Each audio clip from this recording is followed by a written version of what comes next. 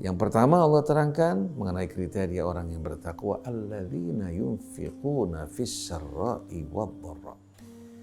Yang pertama adalah mereka yang selalu, bukan sekali-kali,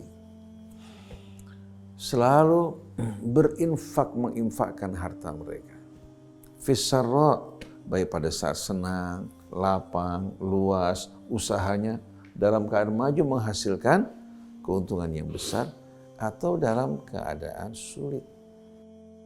Ada sebagian orang mengatakan zakat profesi tidak wajib hukumnya.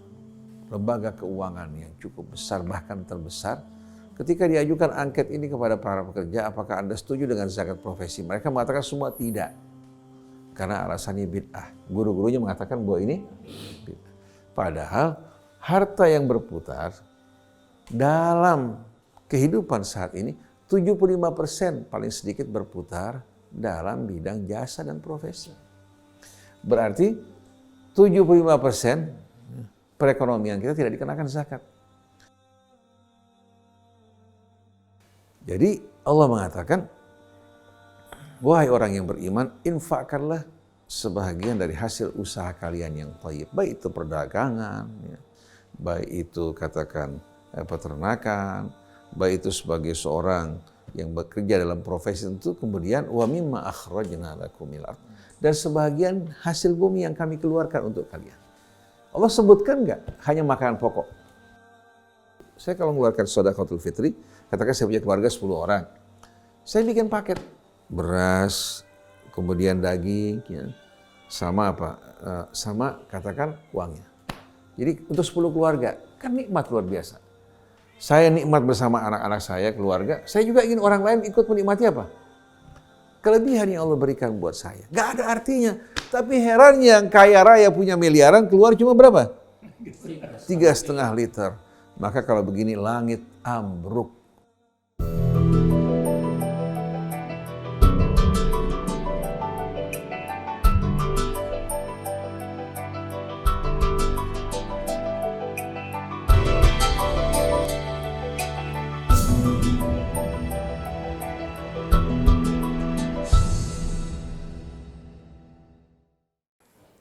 Bismillahirrahmanirrahim. Assalamualaikum warahmatullahi wabarakatuh. Waalaikumsalam. Alhamdulillah kita bisa berjumpa lagi di pagi yang cerah ini di kediaman Ustadz Husein Altas. Kita jumpa lagi dalam acara Ulumul Quran.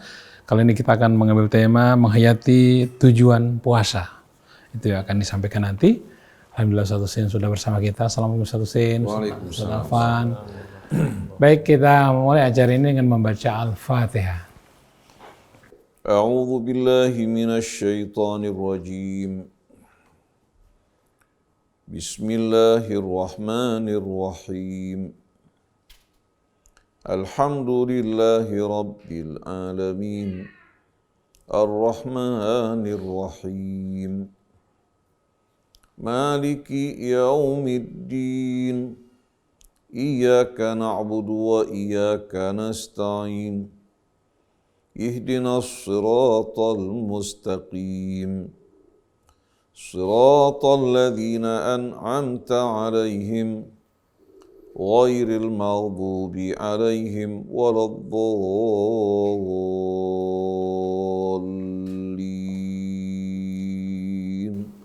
Alhamdulillah kita sudah baca Al-Fatihah. Mudah-mudahan Allah mudahkan kita dalam memahami apa-apa yang disampaikan nanti. Menghayati tujuan puasa. Untuk pengantarnya Ustadz Alfan, tafadhal.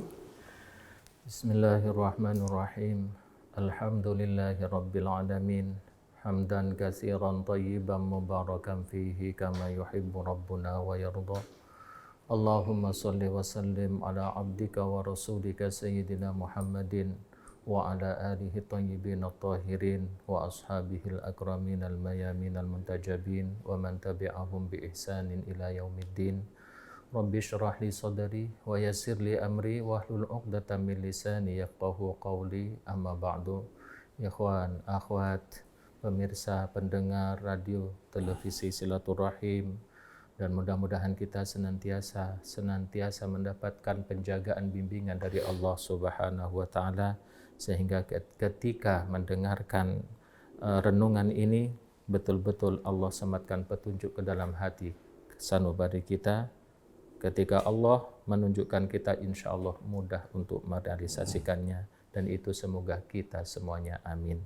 Sebelumnya kami ucapkan tahiyat Islami kita, mudah-mudahan Allah betul-betul menyelamatkan kita, merahmati kita, dan memberkati kehidupan kita. Assalamualaikum warahmatullahi wabarakatuh. Waalaikumsalam. Jemaah yang dimuliakan oleh Allah Subhanahu wa Ta'ala, bahwasannya puasa ini merupakan kasih sayang langsung dari Allah Subhanahu wa Ta'ala. Ibaratkan kita jabarkan, merupakan tangan-tangan Allah langsung yang betul-betul menjamah umat muslim ini supaya umat muslim ini betul-betul berada dalam kemuliaan. Sebagaimana Allah menegaskan bahwa umat muslim ini Allah ciptakan sebaik-baik ciptaan. Laqad khalaqnal insana fi ahsani taqwim. Sungguh aku telah sempurnakan dan aku muliakan kedudukan umat manusia ini. Akan tetapi perilakunya, pemilihan, aktingnya, beserta aplikasi dalam kehidupan sehari-hari yang menyebabkan dia akan menjadi rendah, lebih rendah dari binatang sekalipun. Maka puasa ini oleh Allah syariatkan kepada kita semua supaya kita betul-betul mawas diri di mana kita berada, sedang menuju kemana, apakah sedang menuju ke jalan yang sangat rendah atau dapat mempertahankan sebuah labelitasnya sebagai fi ahsani taqwim itu. Maka puasa ini memproteksi kepada kita, memberikan tarbiyah supaya kita betul-betul menjadi makhluk Allah yang ahsana taqwim, yang fi ahsani taqwim.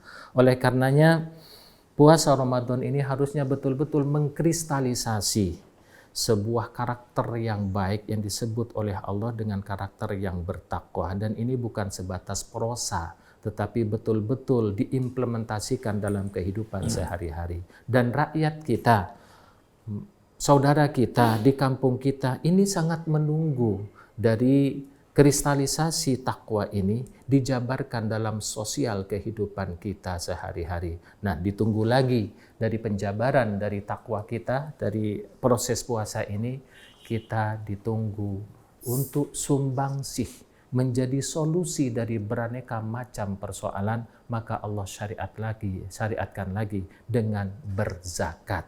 Yang kita pahami zakat ini betul-betul sangat membingungkan, terutama zakat fitrah dan zakat-zakat yang lainnya. Oleh karenanya tidak memperpanjang kalam, maka waktu dan tempat kita persilakan kepada guru kita bersama Ustadz Husain Al-Atas yang insya Allah akan menjabarkan progres dari puasa ini menciptakan karakter yang bertakwa. Karakter yang bertakwa itu adalah orang yang tunduk terhadap syariat Allah. Di dalam syariat Allah ini ada zakat yang sangat memberikan solusi bagi persoalan di masyarakat.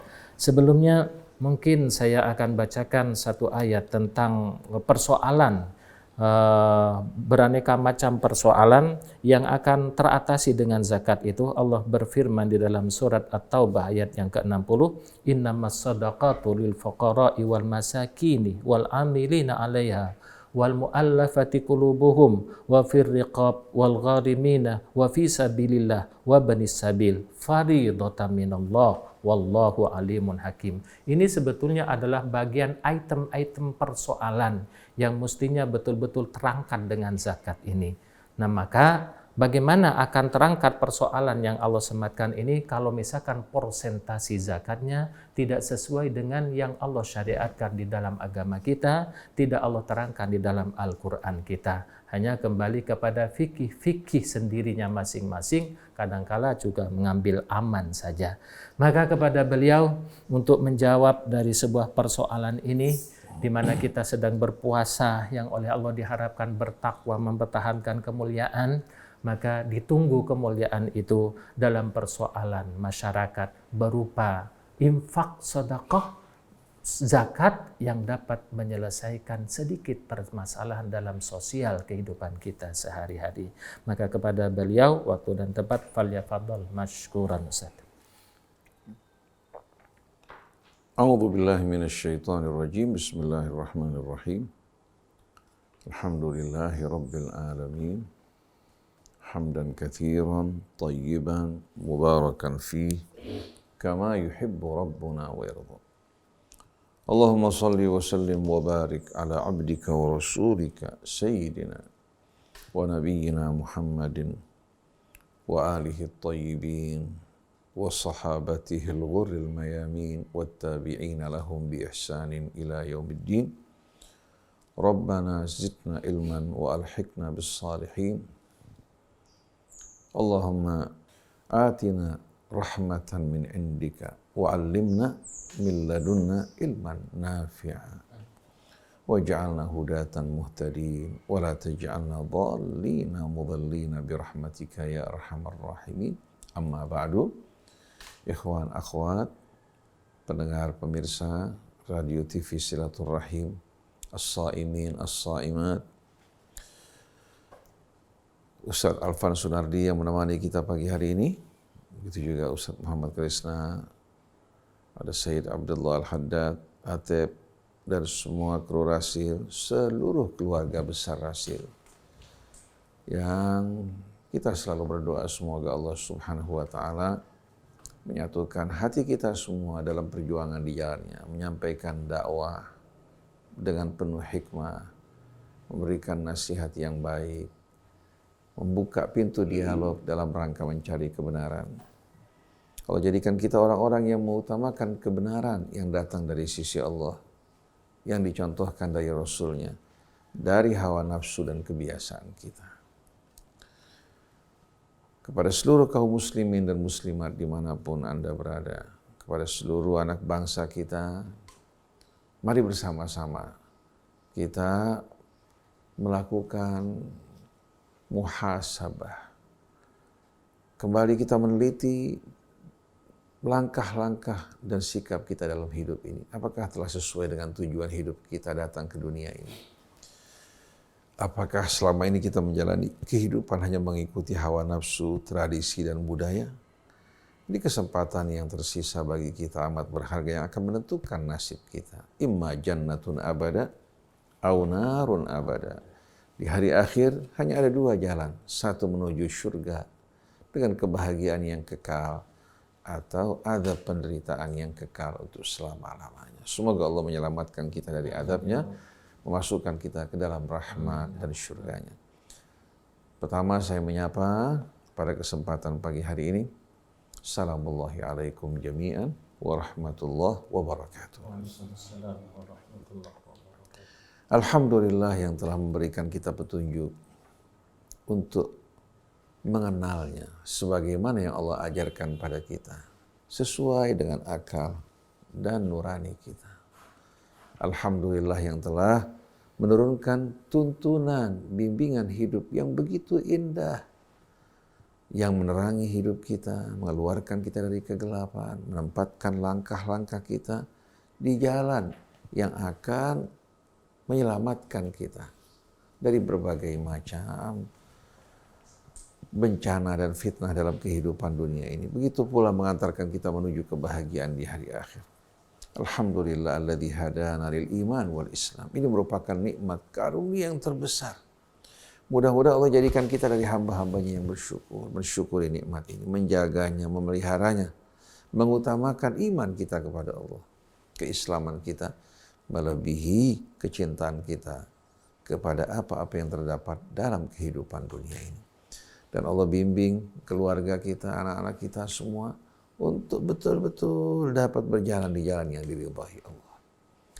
Semoga hari-hari Ramadan yang telah kita lalui, kekurangannya dimaklumi oleh Allah, kebaikannya diterima, dan hari-hari yang tersisa Allah bantu kita untuk banyak-banyak bertaubat padanya, mensucikan diri kita, mengeluarkan kita dari kebiasaan-kebiasaan buruk baik ucapan maupun perilaku yang tidak benar. Allah Subhanahu wa Ta'ala membantu kita untuk berhijrah menuju seluruh perbuatan, ucapan dan cara hidup yang paling diridhai Allah Subhanahu wa Ta'ala, dan menutup hidup kita dalam keadaan husnul khatimah, mengampuni dosa kedua orang tua kita, guru-guru kita, dan seluruh kaum muslimin dan muslimat. Ikhwan akhwat yang dirahmati Allah, pada saat ini kita berada di hari ke-24 dari bulan Ramadan tahun 1442 Hijriah. Artinya telah berlalu dari saat hijrah Nabi kita meninggalkan Mekah menuju Madinah 1422 tahun. Bagi saya, dengan datangnya tahun 1442 ini berarti melalui usia 60 tahun lebih. Itu merupakan rata-rata umat Nabi kita di antara 60-70 tahun. Kalau seandainya diperpanjang usia kita tidak kurang dari kelemahan, kekurangan. Karena tubuh kita mau tidak mau bertambah usia akan semakin lemah. Lalu kita bertanya, sisa umur ini kita akan gunakan untuk apa? Apakah hanya untuk kesenangan dunia? Hanya untuk beriforia, bersukaria, berdendang, mengikuti irama hawa nafsu kita? Atau kita akan berlomba-lomba untuk memohon ampun kepada Allah dengan dosa, kelalaian yang begitu banyak. Berlomba-lomba untuk meraih syurga yang Allah janjikan bagi hambanya yang bertakwa. Nah, salah satu tujuan dari siam di bulan Ramadan dengan qiyam di malam harinya, dengan membaca Al-Quran, tujuannya untuk menjadikan kita sebagai orang-orang yang bertakwa. Artinya menjaga diri kita karena selalu memandang melihat Allah agar berjalan di jalan yang diridhai. Dengan kita memandang Allah, menghormati kebesaran keagungannya, dengan membesarkan Allah dalam hati kita, menjadikan Dia sebagai wali kita, sebagai kecintaan kita yang betul-betul paling utama. Hingga di saat kita memperlakukan yang lain selalu dikaitkan dengan kecintaan kita, rasa hormat kita, rasa takut kita kepada Allah. Hingga semua perilaku kita dalam keadaan terjaga dan terpelihara. Jadi tujuan ibadah siam yang melatih kita dengan lapar, haus di waktu siang, mengendalikan diri kita dari apa-apa yang dihalalkan oleh Allah agar kita mampu untuk mengendalikan diri kita dari apa-apa yang diharamkan Allah. Oleh karena itu pada akhir keterangan mengenai larangan untuk makan minum dari mulai fajar hingga terbenam matahari. Begitu pula larangan untuk menggauli pasangan kita pada akhir ayatnya Allah berfirman, itu ayat 187. Tilka hududullahi fala taqrabuha. Jadi makan minum di siang hari, begitu pula menggauli pasangan kita yang dilarang oleh Allah untuk kebaikan kita. Itu merupakan batasan dan garis yang telah digariskan oleh Allah. Bukan datang dari manusia, tapi aturan ini datang dari sisi Allah untuk kebaikan kita. Maka ini merupakan batas-batas garis larangan yang digariskan Allah, jangan kalian dekati. Lalu Allah Subhanahu wa taala menerangkan hikmah di balik semua ini. Kadzalika yubayyinullahu ayatihi linnas la'allahum yattaqun. Demikianlah Allah menjelaskan ayat-ayatnya bagi manusia agar mereka bertakwa untuk kebaikan mereka. Karena kalau kita menjadi orang yang liar, tidak memiliki ketakwaan, kita akan menderita, dipermainkan oleh hawa nafsu kita, diombang-ambingkan oleh keliaran kita. Pada akhirnya kita masuk ke dalam jurang. Penyesalan tidak berguna pada saat itu. Jadi kadzalika yubayyinullahu ayatihi linnas la'allahum yattaqun. Kita telah bicara mengenai takwa sebagaimana yang diterangkan pada suratul Baqarah, baik pada permulaan surah maupun pada ayat 177 dari suratul Baqarah. Sekarang kita akan beralih menuju suratul Al-Imran yang menerangkan makna at-taqwa. Mudah-mudahan bisa menjadi renungan bagi kita semua untuk memahami agama kita, tuntunan Islam, memahami berbagai macam nilai-nilai yang Allah Subhanahu wa taala terangkan dengan pemahaman yang benar sebagaimana yang Allah terangkan, bukan sebagaimana tradisi dan budaya. Begitu juga kita memahami zakat, infak, juga sebagaimana yang diterangkan Allah, bukan mengikuti budaya, tradisi, atau keadaan di satu masa. Allah Subhanahu wa taala berfirman pada ayat 133 dari surah Al-Imran, Mas Krisna. Wasari'u ila maghfiratin min rabbikum Wa jannatin arduhas samawati wal ard uiddat lil muttaqin. Dan berlomba-lombalah, bergegas-gegaslah kalian. Jangan kalian menunda-nunda. Ila maghfiratin mir rabbikum, untuk menggapai ampunan dari Tuhan kalian sebelum datang kematian menjemput kita. Sebelum tiba pada ajal yang telah digariskan oleh Allah, kita tidak tahu kapan itu akan datang. Berlomba-lombalah, bergegas-gegaslah. Karena kematian tidak pernah berhenti untuk memburu di belakang kita, walaupun kita berhenti dan berleha-leha. Ajal juga tidak akan ditangguhkan dan dimundurkan karena kita menunda-nunda. Berlomba-lombalah, bergegas-gegaslah, saudara dan saudariku, ila maghfiratin mir rabbikum, untuk meraih ampunan dari Tuhan kalian. Sabarlah sedikit menghadapi nafsu kita yang liar, ajakan-ajakan yang membuat kita lupa dan mabuk. Wa jannatin arduhas samawati wal ard, demi menggapai juga jannah, surga. Bukan surga dunia seperti yang dibayangkan oleh mereka-mereka yang diperbudak hawa nafsu. Kesenangan sesaat membawa derita, nestapa, kesedihan dan petaka. Tapi surga dalam arti yang sebenarnya. Arduhas samawati wal ard, yang luasnya laksana luas langit dan bumi. Bumi kita kecil. Bumi yang kita perebutkan. Bumi yang membuat kita lupa diri, yang membuat kita bermusuh-musuhan, dengki-dengkian, bahkan menumpahkan darah. Bumi kita kecil di tengah-tengah alam raya ini. Tak lebih besar dari sebutir debu dibandingkan dengan bintang-bintang di angkasa dan luasnya yang begitu luas. Sedangkan luas langit dan bumi, sampai saat ini manusia belum dapat untuk mengukur luas dan panjangnya. Lalu surga yang Allah sediakan bukan seluas bumi kita yang kecil, tapi seluas langit dan bumi.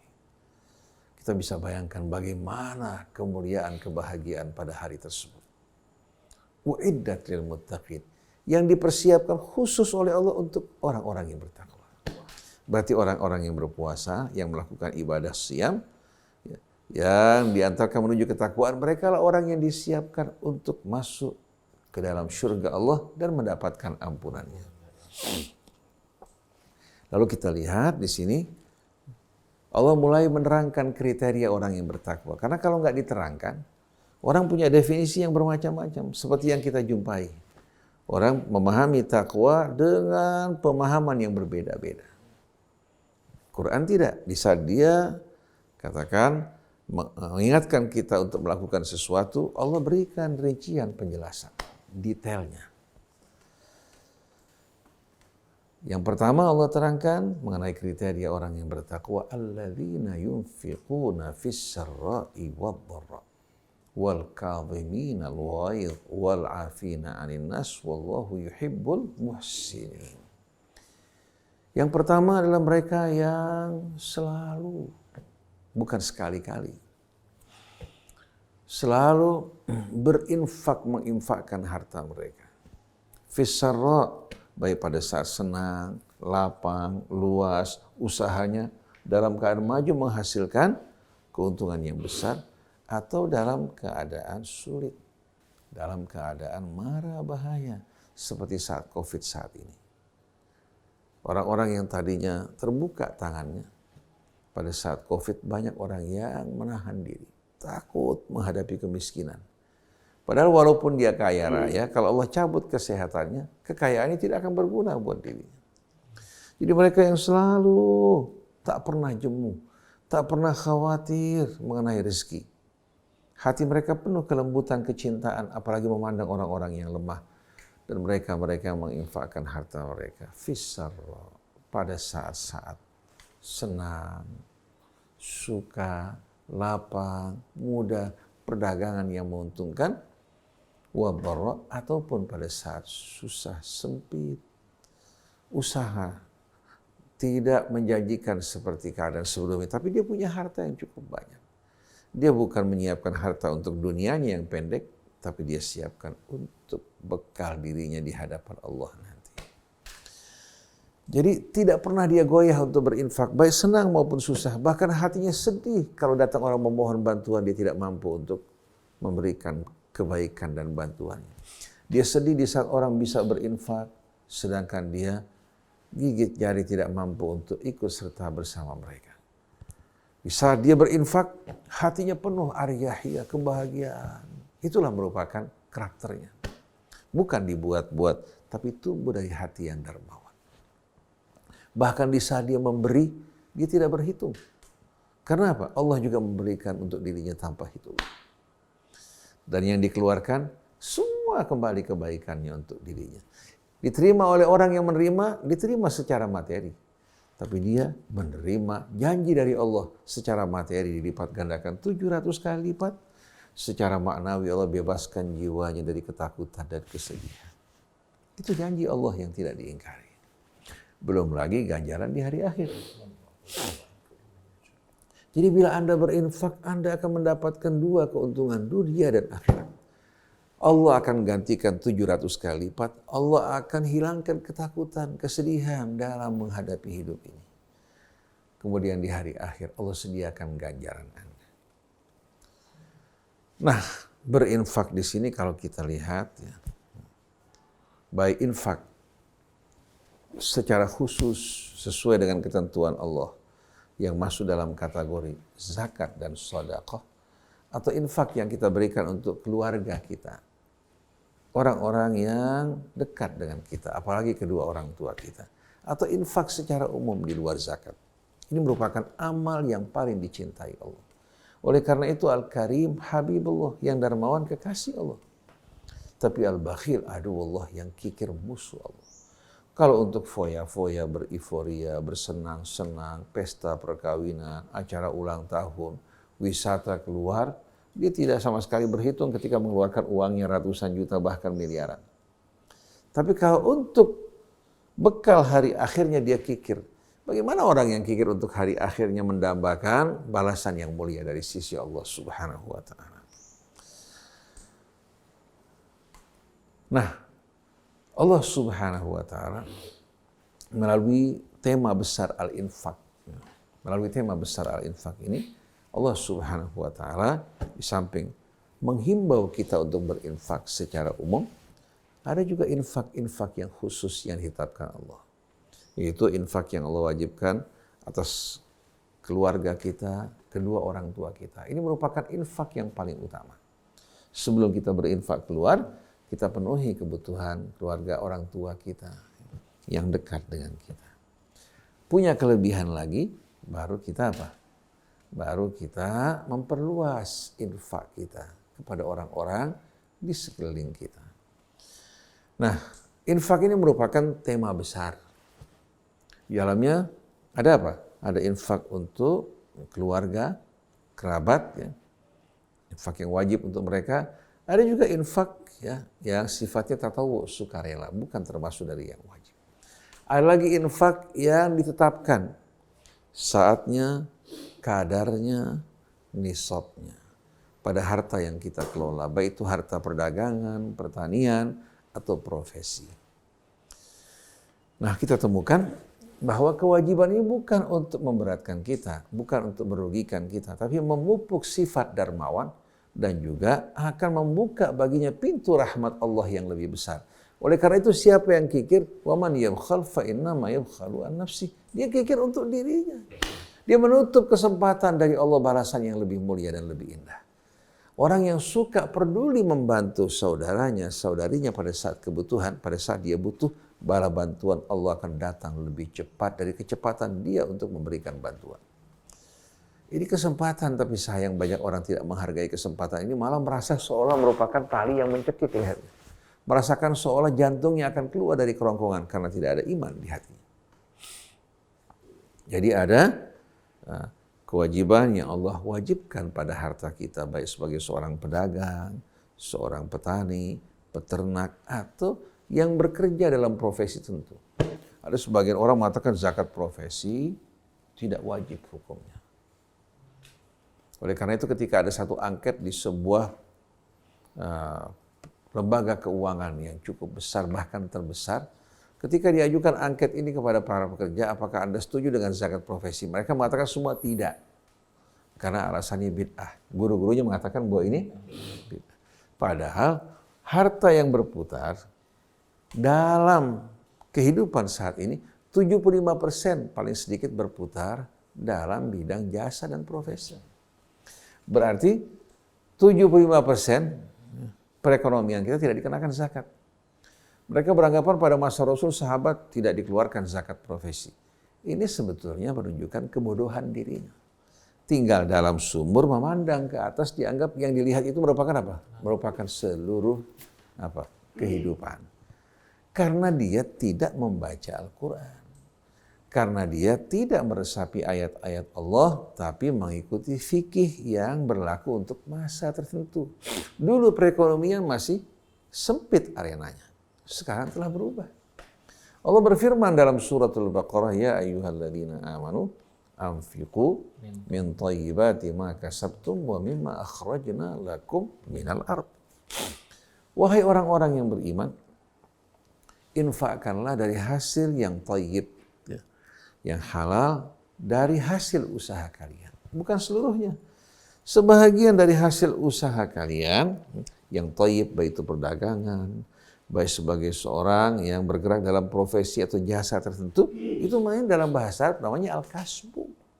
Al-kasbu ini bukan terbatas hanya perdagangan, tapi semua jenis usaha yang halal, ya, baik yang sifatnya apa? Yang sifatnya katakan langsung seperti pertanian, ya, atau perdagangan menjual komoditas yang real, atau profesi seperti seorang yang bekerja dalam bidang IT, dokter, konsultan, ya. Semua profesi, pengacara ini menghasilkan.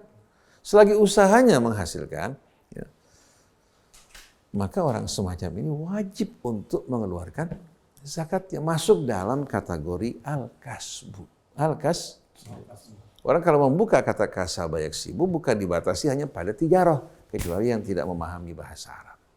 Nah, karena pemahaman kita dipersempit dengan contoh-contoh perekonomian di masa yang lampau, akhirnya banyak apa? Perekonomian kita yang tidak dikenakan zakat. Akhirnya orang-orang di luar Islam mengatakan Islam agama feodal.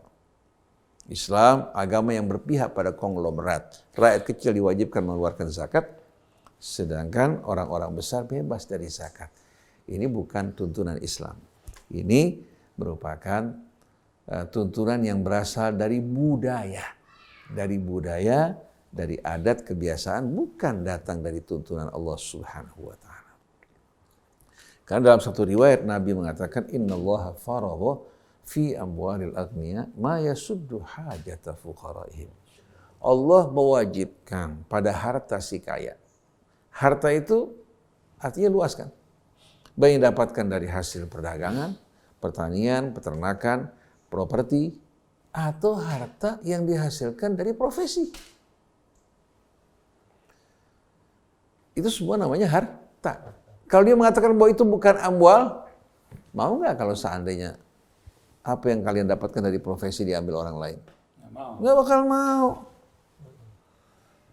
Yang memberikan ilmu kalian untuk menjadi seorang profesional, seorang dokter, seorang katakan arsitek, seorang pengacara, seorang konsultan. Siapa? Allah bukan? Allah. Iya. Yang menumbuhkan pertanian sambil mengajarkan kalian ilmu sama. Allamal insana ma lam ya'lam. Jadi Allah Subhanahu wa taala ingatkan kita semua untuk apa? Mengeluarkan harta kita sebagai ungkapan syukur kita. Oleh karena itu dengan tegas pada ayat yang turun mengenai sedekah atau zakat, ya, Allah katakan khudh min amwalihim, ambil dari sebagian harta mereka. Bukan lagi tergantung keikhlasan, tapi langsung apa?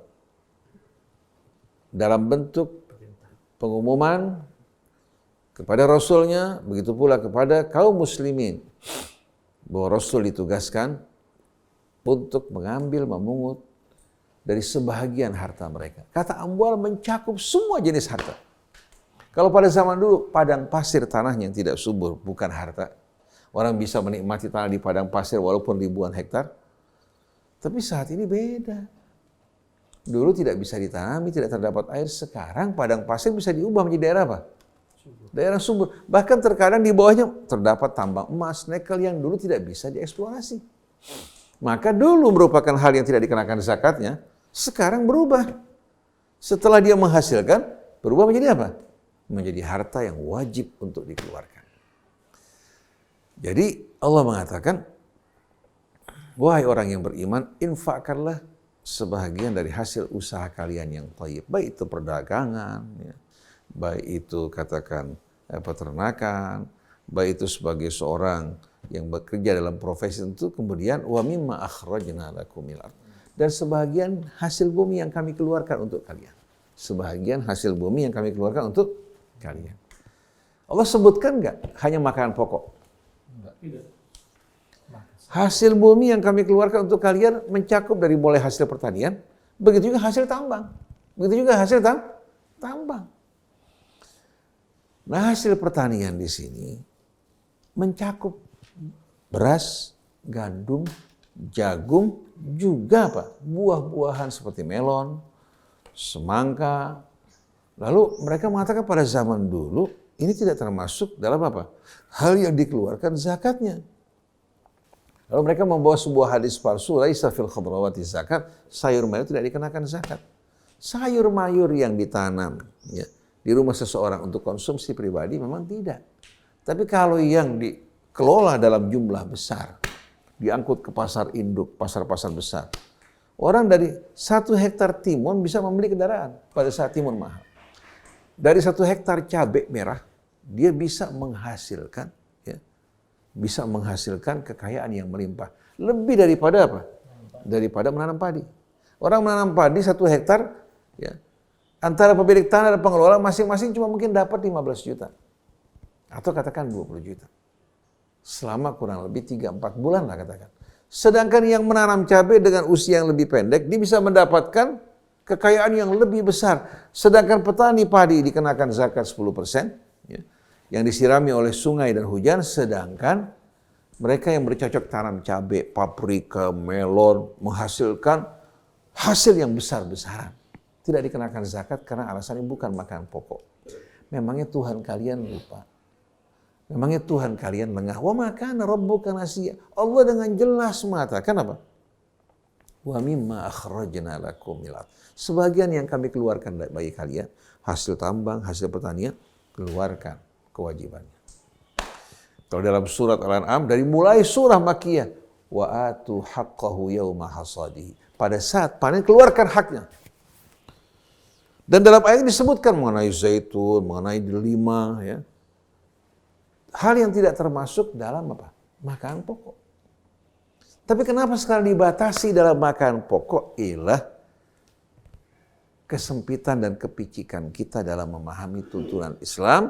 Akhirnya Islam tidak mampu berhadapan dengan tantangan zaman karena kelemahan dari ulama-ulamanya, kesempitan fikir mereka, bukan karena Quran tidak menerangkan hal ini. Tidak ada satupun yang lepas dari apa? Tuntunan keterangan Al-Quran. Dalam seluruh aspek kehidupan, ma farratna fil kitabi min syai', kami tidak pernah mengabaikan dalam Alkitab. Sekecil apapun semua diterangkan.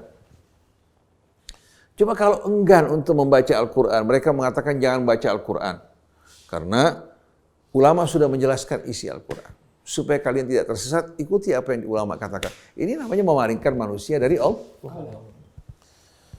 Bahkan mereka mengatakan hati-hati, jangan keracunan Al-Quran. Bayangkan masa Quran menimbulkan keracunan, padahal dia merupakan hidayah, syifa, dan rahmah. Ini mulut yang lancang.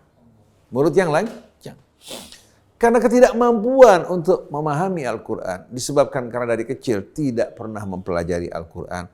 Seandainya mempelajari paling hanya membaca dan menghafal, akhirnya dia ukur semua orang sama dengan dirinya. Al-Quran nur lil mustanir, yang mau bersuluh dengan Al-Quran. Dia merupakan petunjuk, dia merupakan syifa, dia merupakan rahmat. Tapi sayang, sungguh sayang, kita justru dijauhkan bukan oleh musuh-musuh Islam, oleh ulama-ulama kita dari Al-Quran. Jadi yang mengatakan bahwa tidak ada kewajiban zakat profesi seorang pendusta yang berdusta atas nama Allah dan mendustakan ayat-ayat Allah Subhanahu wa taala. Dan orang yang menerima keputusan ini orang yang kikir, orang-orang yang tidak mengeluarkan zakat. Orang seperti ini Kalau dia meninggal dunia mati dalam keadaan su'ul khatimah dan tidak akan ada harapan untuk selamat. Karena dia mendustakan ayat Allah, dia mengikuti ulama-ulama yang tidak sama sekali mengikuti petunjuk Allah dan menyengsarakan umat Islam dengan sifat kikirnya. Oleh karena itu dalam hadis tadi Allah mewajibkan pada harta si kaya. Berapa yang Allah wajibkan? Bukan 2,5%, bukan 5%. Ma yasuddu hajata fuqaraihim. Kewajiban yang Allah wajibkan kadarnya yang mencukupi kebutuhan orang-orang fakir mereka. Yang mencukupi kebutuhan orang fakir mereka. Kalau 5% tidak cukup, 10. Kalau 10 tidak cukup, bisa 15, bisa 20. Masa sebagian umat Islam cukup, sebagian lagi hidup dalam keadaan menderita, tidak ada panggilan iman, persaudaraan di hati kita, mustahil. Oleh karena itu, yang Allah wajibkan pada harta si kaya, kadarnya yang mencukupi kebutuhan fakir miskin mereka. Walan yaju'a faqirun walan ya'ra illa bima fa'ala aghniyahum. Dan orang yang fakir tidak akan lapar, tidak akan telanjang kecuali disebabkan pengabaian orang-orang kaya mereka. Maaf Ustaz, keterangan kewajiban zakat makanan yang menguatkan itu dapat dari mana Ustaz? Sementara sebetul yang antum paparkan tadi di dalam surat Al-Baqarah ayat 267 ini, ya ayyuhalladzina amanu anfiqu min thayyibati ma kasabtum, itu nampaknya sangat jelas sekali Ustaz apa-apa yang itu juga wa'atu haqqahu yauma hasadi itu. Dan nah dalam fikihnya mengapa kok makanan yang menguatkan itu keterangannya dari mana Ustaz? Karena kekuatan dari qiyas. Mereka melihat pada masa Nabi yang diambil adalah dari gandum, ya, dengan jenis-jenisnya seperti bur, ya, syair, kemudian dari apa? Dari korma, ya, dan makanan pokok. Karena pada saat itu kita tahu di negara Arab ini kan daerah-daerah yang bisa ditanami kan terbatas. Karena sebagian tidak sama sekali apa? Memiliki sumber air. Air dibutuhkan. Oleh karena itu kalau ada daerah subur, mereka akan memperhatikan untuk menanam hal-hal yang prioritas seperti gandum, kurma, ya, termasuk juga anggur. Ya. Sedangkan untuk sayur mayur, apalagi mereka tidak mampu untuk apa? Untuk membuat sayur mayur bertahan dengan cold storage seperti saat ini. Ya. Mereka paling hanya produksi untuk konsumsi apa? Konsumsi, ya, pribadi. Tanam buah-buahan seperti semangka, ya. Kemudian katakan melon umpamanya, pada saat itu paling terbatas hanya untuk apa? Konsumsi sendiri. Tapi kalau saat ini kan barang-barang tersebut bisa diawetkan melalui cold storage, disimpan jangka panjang. Orang menanam cabai sekarang bisa 5-6 bulan kemudian pada saat cabai dalam keadaan mahal dikeluarkan. Jadi beda saat itu dan saat ini, di mana yang dulu tidak diambil pada saat itu, sekarang statusnya berbeda. Nah kalau dihubungkan dengan bid'ah Ustaz, bukankah sebagian statementnya apa yang tidak dilakukan oleh Rasul itu bid'ah? Nah sekarang pertanian nih, misalkan nanam padi wajib zakat, hanya sekian, ya disebutkan itu dari pengalaman 1 hektar hanya 15-13 juta. Nah sekarang menanam kelapa sawit Ustaz, hasilnya triliunan. Masa kelapa sawit gak wajib zakat kan gak adil sekali. Dan itu bid'ah. Mereka mengatakan bahwa feodal. Ini merupakan Islam agama feodal karena petani yang punya perkebunan tebu, coklat, cengkeh, ya, kemudian perkebunan kelapa, sawit, tidak wajib mengeluarkan zakat dengan alasan bid'ah. Sebetulnya yang keluar dari mulutnya itulah bid'ah yang sebenarnya. Kesesatan keluar dari mulut-mulut mereka yang paling gampang mengatakan bahwa ini bid'ah. Dan dia tidak takut sama Allah Subhanahu wa ta'ala. Jadi inilah yang dikatakan Dr. Abdul Qadir Audah, al-Islam baina jahli abna'ihi wa ajzi ulama'ihi. Islam berada di tengah-tengah apa? Kebodohan umatnya, kelemahan ulama-ulamanya. Ulama-ulamanya lemah, minder, tidak berani mengeluarkan pernyataan yang benar, takut nanti dimusuhi orang kaya. Takut kalau dimusuhi orang kaya atau dimusuhi oleh siapa? Oleh orang-orang yang berkuasa, tidak menyampaikan kebenaran apa adanya. Padahal zakat bukan untuk menambah jumlah orang miskin yang berkeliling minta bantuan, tapi zakat adalah solusi untuk memecahkan kemiskinan. Untuk mensejahterakan orang yang beriman. Sebagai contoh, ketika sahabat Rasul diperintahkan untuk berangkat ke Yaman mengumpulkan zakat. Zakat dikumpulkan dari yang kaya, dibagi-bagikan pada orang-orang yang tidak mampu. tahu-tahu mereka datang dari Yaman ke Madinah membawa apa? Sejumlah harta dari zakat.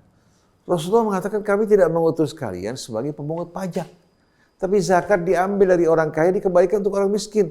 Mereka mengatakan sudah berlebihan ya Rasulullah. Mereka semua sudah cukup. Ini kelebihan yang kami dapatkan. Padahal jumlah umat Islam pada saat itu kan sedikit. Yang berzakat juga tidak terlalu banyak. Sekarang umat Islam mayoritas. Umat Islam mayoritas yang kaya begitu banyak. Tapi yang kaya mementingkan diri mereka hidup bersukaria, beriforia. Mereka bersikap kikir, ulama-ulamanya takut untuk menyampaikan ketegasan.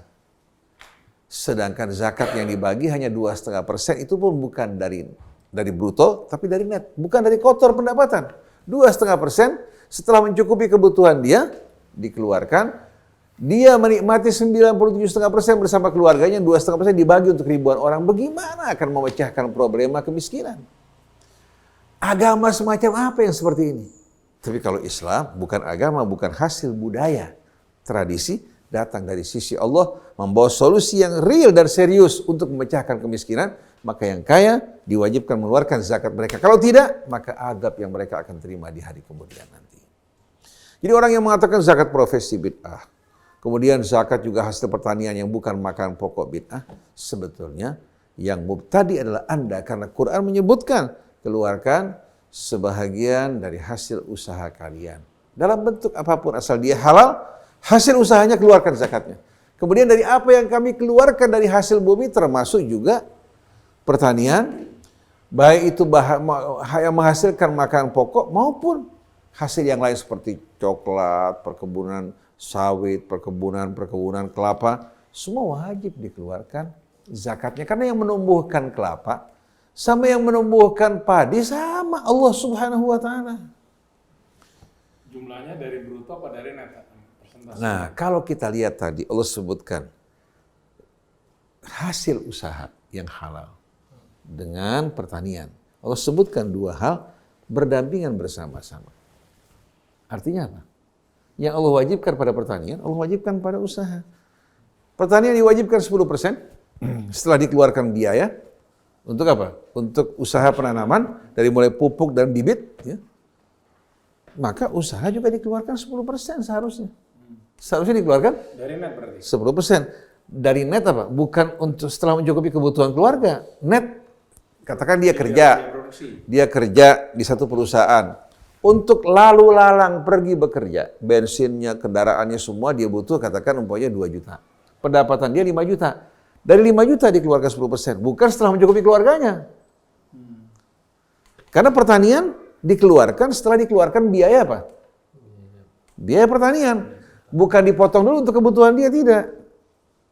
Tapi dikeluarkan, ya Pak, setelah dibersihkan biaya. Karena dia pergi ke kantor kan pakai kendaraan, ya. Baik itu bus atau motor atau apa mobil, dikeluarkan semua biayanya. Hasil bersih setelah dipotong biaya bekerja dia, itu dikeluarkan 10%. Bukan 2,5%. Kalau 2,5%, si miskin malah bisa nyanyi.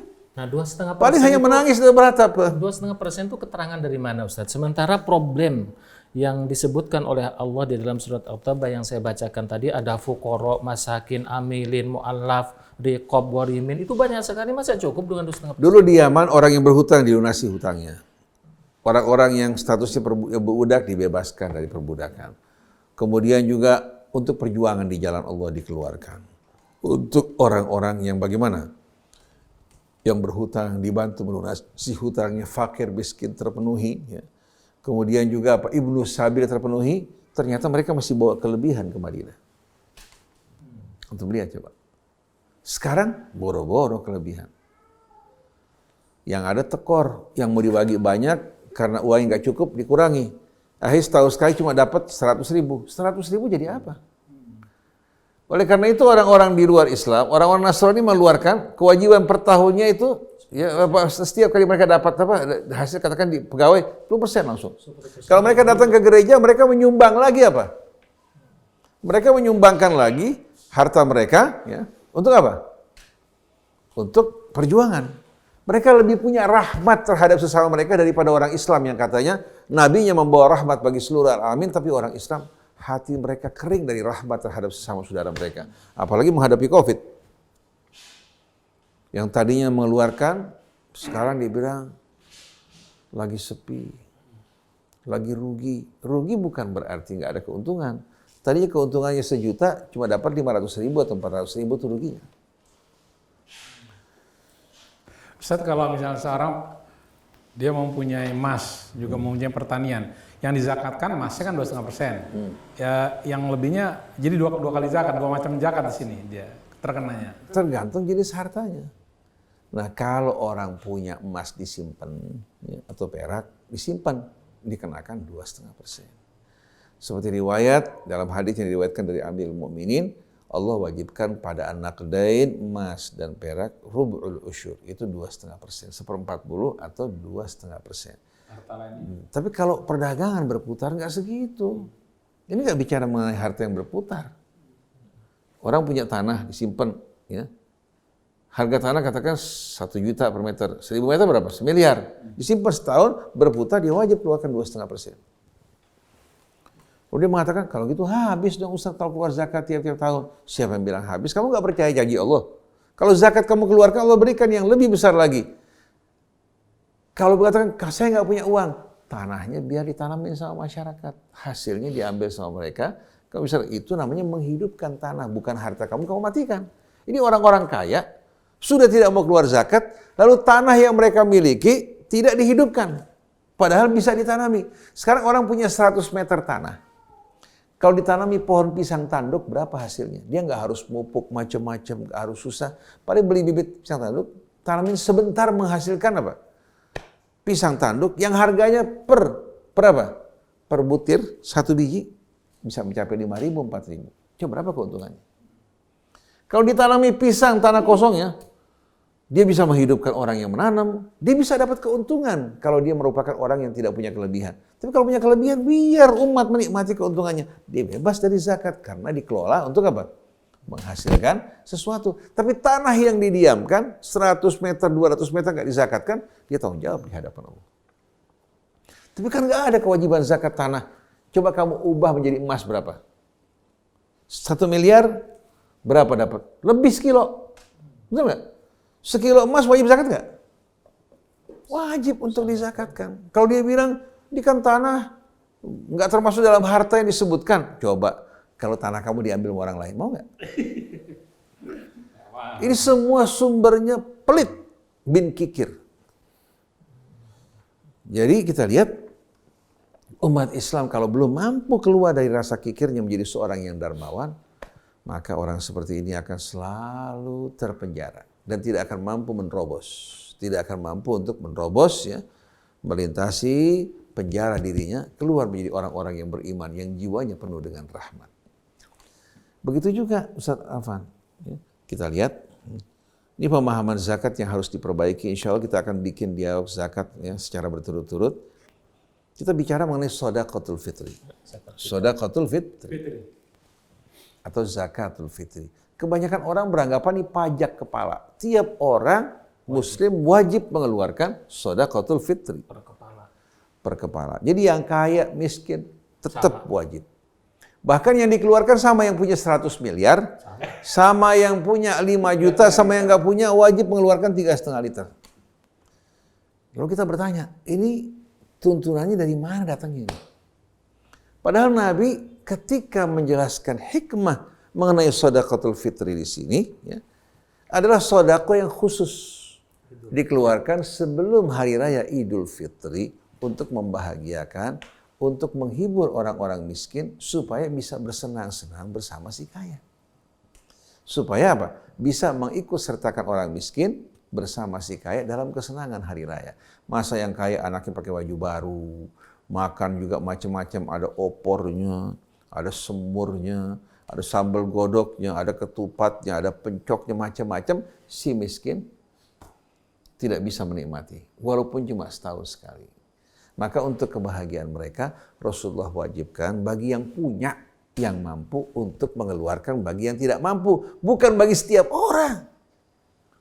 Islam rahmat, bukan adab.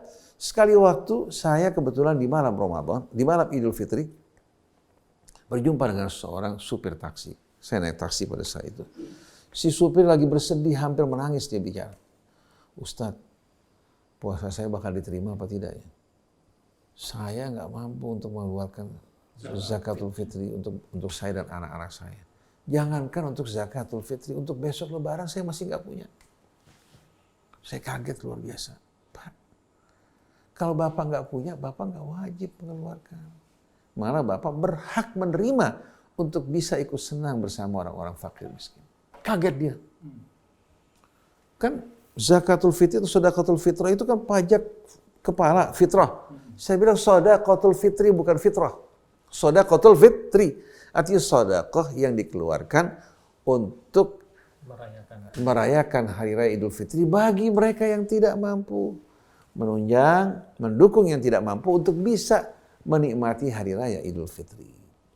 Nah, kalau pada zaman dulu dikeluarkan malam Id, karena pada zaman dulu orang nggak repot masak sambal godok, ketupat, nggak ada.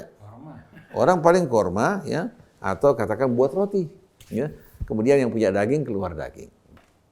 Oleh karena itu ketika shadaqatul fitri diwajibkan, Sayyidina Umar dalam riwayat mengatakan, "Fakana minna man yukhriju sa'an min tamrin, aw sa'an min sya'irin, aw sa'an min burrin, aw sa'an min aqid." Di antara kita tergantung yang dimakan. Ada yang mengeluarkan 1 sa' ya, korma, tergantung yang dimakan. Kalau makannya ajwa, keluar ajwa. Harganya di mana? Yang makan ambar, keluar yang makan barni, keluar bar. Yang makan mabrum, keluar mabrum. Tergantung jenis yang dimakan, itu yang dikeluarkan. Ada lagi di antara kita yang mengeluarkan syair atau bur jenis gandum. Ada yang mengeluarkan susu kering. Susu yang dikeringkan untuk mereka makan. Jadi masing-masing mengeluarkan tergantung yang dia punya. Nah, kalau seandainya orang-orang kaya yang punya miliaran, kira-kira apa yang harus dikeluarkan? Waktu dia makan hari raya Idul Fitri macam-macam di meja itu, dari mulai kue-kue sampai apa? Sampai kepada jenis daging yang bermacam-macam, belum lagi snacknya. Betul enggak? Belum lagi sirup-sirupnya, belum pakaian anaknya, keluarganya, belum hiasan rumahnya. Orang-orang miskin datang ke tengah-tengah mereka cuma bisa mandang aja. Sedangkan mereka nggak bisa menikmati. Jangankan tiap hari, jangankan tiap bulan, setahun sekali aja cuma dapat beras. Bahkan uniknya, fikih yang betul-betul kacau ini, si miskin wajib mengeluarkan shadaqatul fitri. Akhirnya orang miskin yang punya anak 5, sama dia 6, mengeluarkan 6 kali 3,5. Waktu masjid bagikan cuma dapat 10 liter. Bangkrut. Akhirnya dia bilang, kalau begini mendingan apa? Nggak usah ada zakat, nggak usah ada shadaqatul fitri, nggak usah dibagiin, yang penting jangan diwajibkan. Ini kan pemahaman yang salah. Padahal sebetulnya shadaqatul fitri itu diambil khusus dari yang mampu, diberikan untuk yang tidak mampu supaya bisa ikut senang-senang. Nah, kalau di daerah tertentu, kemampuan kan terbatas dengan kondisi lingkungannya. Mereka biasanya punya kemampuan, 1 orang bisa beli ayam 2 atau 3, ada kelebihan sedikit. Maka yang menjadi kewajiban sesuai dengan apa yang biasa dia makan. Katakan dia bikin di rumahnya ada opor, ada ini, ada itu. Maka yang dikeluarkan untuk fakir miskin jangan beras saja. Emang cukup makan kuaci beras. Tapi berikan buat dia beras, daging, ya. Kemudian uang buat bumbu. Orang nggak bisa dikasih malam lebaran. Kapan masa ketupatnya? Kapan belanjanya? Oleh karena itu paling nggak 2 hari atau 1 hari sebelum lebaran pagi-paginya. Buat beli ketupat. Beli kelapanya, ya. Dibilang itu ketupat bid'ah. Zaman Rasul nggak ada sama sekali. Ini omong kosong. Setiap kaum dengan budaya makan masing-masing. Dibilang ini bid'ah, yang sunnah makan korma. Makan gandum. Bisa kelaparan orang kita kalau suruh makan gandum. Dia tetap walaupun makan roti, kalau belum makan nasi belum kenyang. Tapi kalau udah makan nasi, walaupun belum makan macam-macam, dia bisa menikmati apa? Jadi paling tidak kalau dia disediakan beras, paketnya nih, kemudian daging, sama uang bumbu. Saya kalau mengeluarkan shadaqatul fitri, katakan saya punya keluarga 10 orang. Saya bikin paket beras, kemudian daging, ya, sama apa? Sama katakan uangnya. Jadi untuk 10 keluarga, kan nikmat luar biasa. Saya nikmat bersama anak-anak saya, keluarga. Saya juga ingin orang lain ikut menikmati apa? Kelebihan yang Allah berikan buat saya. Gak ada artinya. Tapi herannya yang kaya raya punya miliaran, keluar cuma berapa? 3,5 liter. Maka kalau begini langit ambruk. Kalau bumi guncang gara-gara menyaksikan fikih semacam ini, gak heran. Jadi kalau umat Islam mundur-mundur jalannya bukan maju ke depan, umat Islam lemah bahkan mudah dilecehkan, jangan salahkan Islamnya. Kalian yang salah memahami Islam. Ini yang terjadi. Jadi al-infaq itu Allah sebutkan pada urutan pertama tentang kriteria orang yang bertakwa pada ayat ini. Alladzina yunfiquna fis sarra'i wad-dharra wal kadhiminal ghaidh.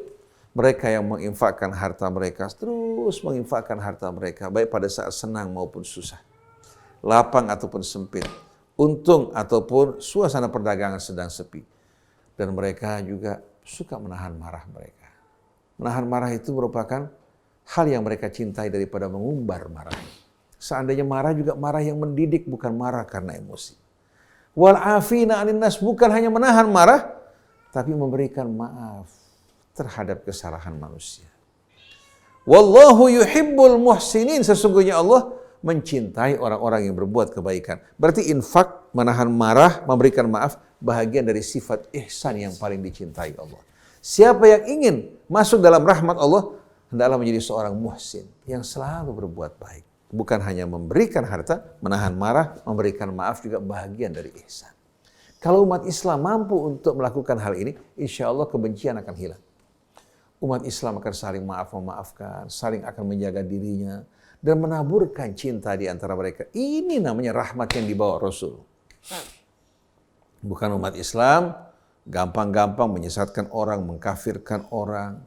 Malah fikih yang ditetapkan, fikih yang membela berpihak kepada yang kaya berkuasa, bukan fikih yang mencari solusi dan memberikan jalan keluar buat umat. Quran diabaikan, qiyas diutamakan.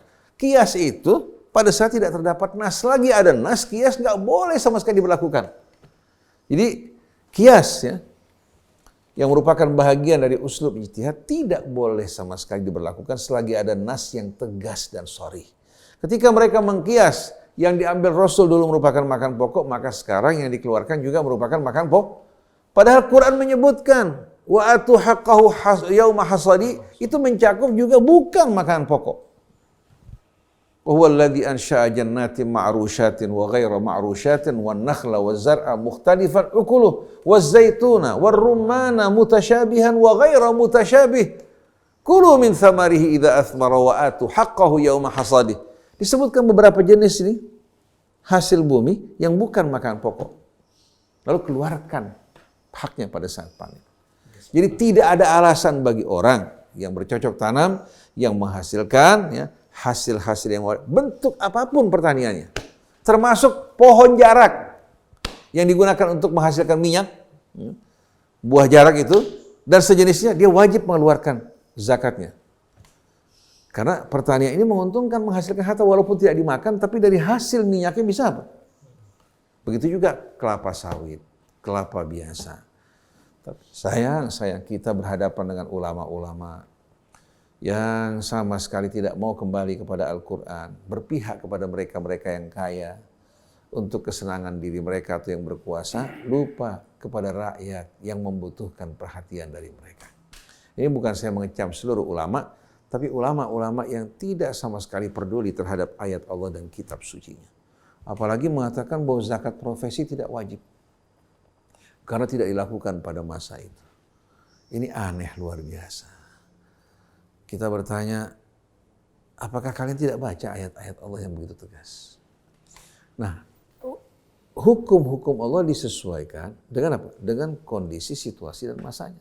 Kondisi ekonomi masih terbatas, hukum juga disesuaikan. Tapi pada saat ini berubah. Ekonomi sekarang meluas. Bukan hanya di pertanian, bukan hanya peternakan, perdagangan, tapi juga termasuk hasil-hasil tambang. Mereka mengatakan bahwa ini bid'ah, termasuk juga profesi. Padahal dari hasil tambang, hasilnya lebih besar daripada apa? Daripada hasil pertanian. Contohnya yang didapatkan dari Freeport, dari hasil minyak. Negara-negara Arab yang menghasilkan minyak, kalau dikeluarkan 20% dari hasilnya, bukan hanya rakyatnya sejahtera, bisa digunakan membayar hutang luar negeri negara berkembang kepada negara-negara besar.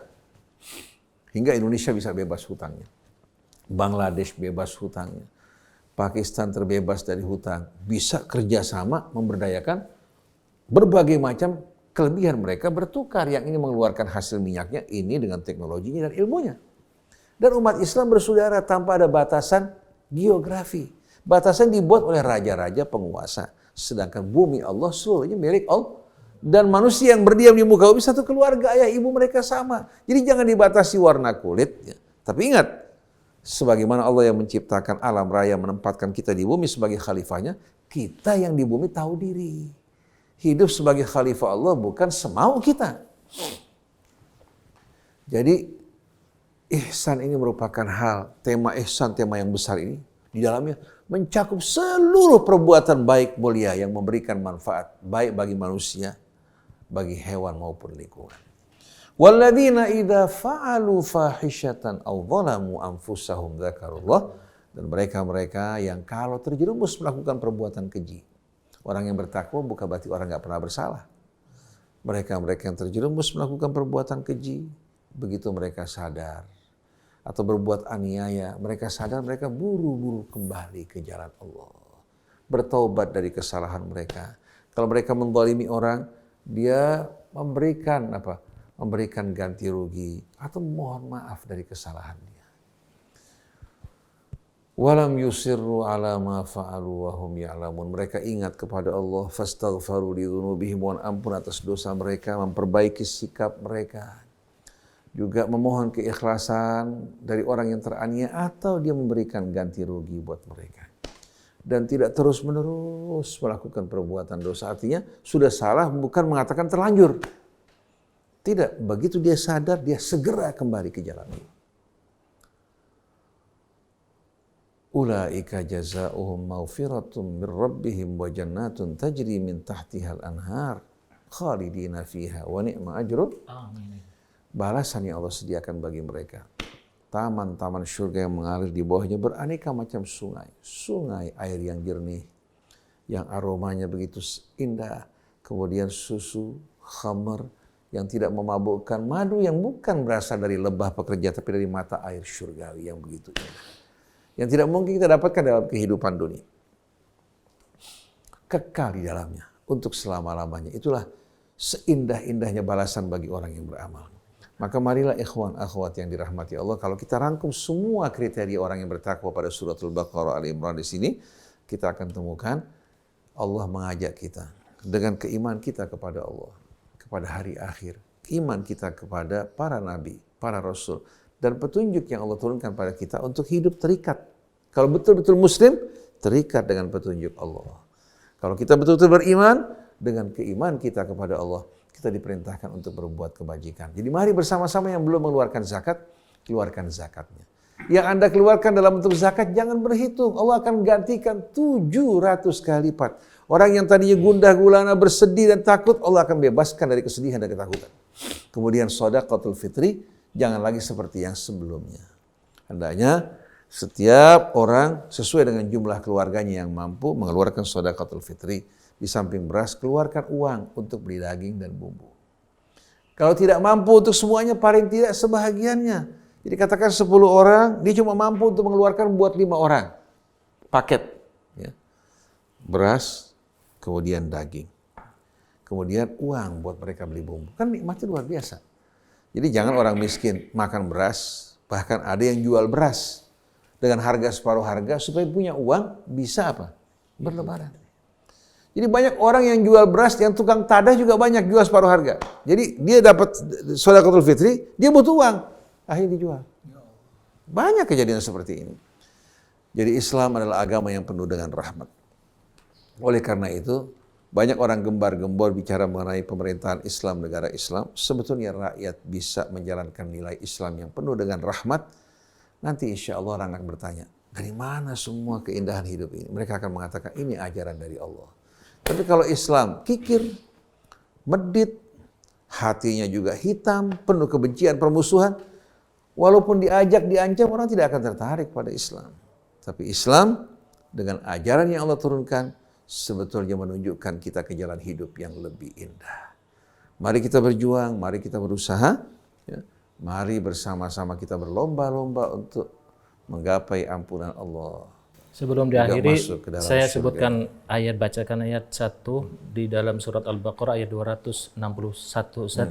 Matsalul ladzina yunfiquna amwalahum fi sabilillah kamatsali habbatin ambatat sab'a sanabila fi kulli sumbulatin mi'atu habbah wallahu yudha'ifu liman yasha wallahu wasi'un alim. Dan ini Ramadan, Ustaz, kesempatan untuk mengaplikasikan ini, Ustaz. Jadi ayat yang tadi dibacakan, sebagian orang menganggap bahwa berinfak di jalan Allah itu perang. Padahal perang kan tidak selamanya. Pada saat kita berhadapan dengan ancaman musuh, untuk melindungi diri kita, membela orang-orang tertindas, baru ada perang. Tapi dakwah nggak ada yang menggunakan perang. Kalau dakwah menggunakan perang bukan ajaran Rasul. Itu merupakan apa? Merupakan ajaran para raja-raja yang melakukan ekspansi dengan menggunakan nama Islam. Allah berikan janji yang amat indah bagi yang berinfak. A'udzubillahi minasyaitonirrajim. Matsalul ladzina yunfiquna amwalahum fi sabilillah. Perumpamaan orang yang menginfakkan harta mereka di jalan Allah. Di jalan Allah maksudnya di jalan kebaikan yang Allah ridhai. Tapi kalau beriforia untuk perkawinan miliaran itu bukan fisabilillah. Ulang tahun keluar uang besar-besaran, apalagi dengan cara-cara berpakaian, kemudian acara-acara yang tidak benar, itu bukan fisabilillah. Tapi kita keluarkan untuk memberikan bantuan bagi yang susah. Bahkan kita berikan makan keluarga kita. Kita memberikan infak untuk ayah ibu kita, fisabilillah. Semua yang berhubungan dengan keridhaan Allah. Perumpamaan orang yang menginfakkan harta mereka di jalan Allah kamatsali habbah, seperti satu butir yang ditanam, ambatat sab'a sanabil, menghasilkan 7 tangkai. Fi kulli sumbulatin mi'atu habbah, setiap tangkai menghasilkan apa? 100 butir. Fi kulli sumbulatin mi'atu habbah. Wallahu yudha'ifu liman yasha. Allah masih akan melipat gandakan bagi yang dikehendaki. Orang yang punya kemurahan bisa dilipat gandakan lebih lagi. Jadi satu berbanding berapa? 1 butir menghasilkan berapa? 7 tangkai. Setiap tangkai 700 kali lipat. Wallahu yudha'ifu liman yasha wallahu wasi'un alim. Allah Maha luas, karunia-Nya lagi Maha tahu. Lalu kita bertanya, ini 700 kali lipat di akhirat apa di dunia? Di dunia. Kalau di akhirat, kebaikan kita kalau lipat gandakan di dunia menjadi 700 kali, nggak bisa beli akhirat. Harga surga 100.000 kali lipat pun nggak bakal bisa beli. Tapi rahmat Allah, Allah melihat amal kita, lihat hati kita, dengan rahmat Allah, Allah masukkan dalam surganya. Tapi kalau dengan amal kita mau beli surga, mustahil, jangankan beli surga. Nikmat mata kita belum dibayar. Betul enggak? Nikmat yang Allah berikan pada organ tubuh kita belum terbayar, apalagi mau beli surga. Jadi ini merupakan janji Allah di dunia. Kalau deposito yang paling murah berapa persen? Katakan 20%. Pada masa Habib bisa 60%. Kalau Allah berikan deposito 700%, bebas bunga, bebas pajak lagi. Bayangkan coba. Wallahu wasi'un alim. Jangan samakan Allah dengan manusia. Dia maha luas lagi maha tahu. Lalu Allah bilang apa? Alladzina yunfiquna amwalahum fi sabilillah. Orang yang menginfakkan harta mereka di jalan Allah. Tsumma la yutbi'una ma anfaqu mannan wala adha. Kemudian infaknya enggak diiringi dengan apa? Dengan ungkitan atau sikap yang menyakitkan. Ini menunjukkan bahwa ini bukan untuk perang kan? Kalau kita memberikan, kemudian dengan bahasa yang santun baik, tidak diiringi dengan hal-hal yang menyakitkan, apa janji Allah? Dengar nggak jawab? Lahum ajruhum inda rabbihim. Allah sediakan ganjaran mereka di sisi Tuhan mereka. Di luar yang 700 itu. 700 di dunia, ganjaran mereka di akhirat nggak disebutkan oleh Allah. Ini merupakan kejutan di masa akan datang. Wala khaufun alaihim walahum yahzanun. Allah bebaskan kehidupan mereka dari takut dan sedih. Sedih karena kehilangan sesuatu atau takut menghadapi sesuatu. Itu rahmat dari Allah. Qaulun ma'rufun wa maghfiratun khairum min shadaqatin yatba'uha adza. Kata-kata yang baik, yang indah, ya, memberikan maaf atas kesalahan orang lebih baik daripada sedekah yang diiringi dengan ungkitan ataupun gangguan. Wallahu ghaniyun halim. Allah maha kaya, lagi maha penyabaran bijaksana. Yang memberikan kita segala-galanya Allah. Rahmat Allah, nikmatnya turun ke kita, tapi maksiat kita naik ke sisi Allah. Kalau Allah perlakukan kita dengan segera keadilannya, habis kita nggak bakal selamat sama sekali. Nah kita sama manusia baru ngasih sedikit udah nyakitin orang. Tak kita untuk berinfak membantu saudara-saudara kita. Tuh orang-orang di luar Islam, mereka apa? Hidup kaya raya. Orang non-Muslim justru mengeluarkan kewajiban mereka. Orang non-Muslim nih, ya, justru punya kepedulian terhadap sesama mereka. Tapi kalian orang Islam tidak punya kepedulian. Malu kalau begini perilaku kalian. Kalian bukan lagi orang Muslim dalam arti yang sebenarnya, tapi agama yang kalian ikuti, agama yang bersumber dari tradisi dan budaya. Demikianlah ikhwan, akhwat yang dirahmati Allah Subhanahu wa taala. Saya mengucapkan selamat dalam menjalankan ibadah puasa pada sisa-sisa hari yang berharga ini. Kemudian selamat insyaallah dalam menyambut hari raya Idul Fitri. Taqabbalallahu minna wa minkum wa ja'alana min ibadihi s-salihin. Wa nas'alullaha tabaraka wa ta'ala an yuthabbitana 'alal haqqi bil qawli ats-tsabiti fil hayati dunya wa fil akhirah. Wa na'udzu billahi an nadlima aw nudlama aw najhala aw nujhala aw nazilla aw nuzal. Wa nas'alullaha tabaraka wa ta'ala an yaj'alana min ibadihi at-tawwabin al-mutatahhirin. Rabbana atina fid dunya hasanah wa fil akhirati hasanah wa qina adzabannar. Rabbana taqabbal minna innaka antas samiul alim wa tub 'alaina innaka antat tawwabur rahim walhamdulillahi rabbil alamin. Masya Allah, indah sekali Islam ya. Jangan lupa ciri-ciri orang bertakwa adalah selalu berinfak, menahan marah, dan memaafkan. Alhamdulillah, bagi Anda yang dengar sangat beruntung sekali ya indahnya Islam hari ini. Baik, terima kasih Ustaz Husein, Ustaz Alfan. Saya Muhammad Krishna, Atep, kemudian Yesus Bangkit, kemudian juga Anis Mualim dan Fahri mohon pamit. Wabillahi taufiq wal hidayah. Wassalamualaikum warahmatullahi wabarakatuh. Waalaikumsalam warahmatullahi wabarakatuh.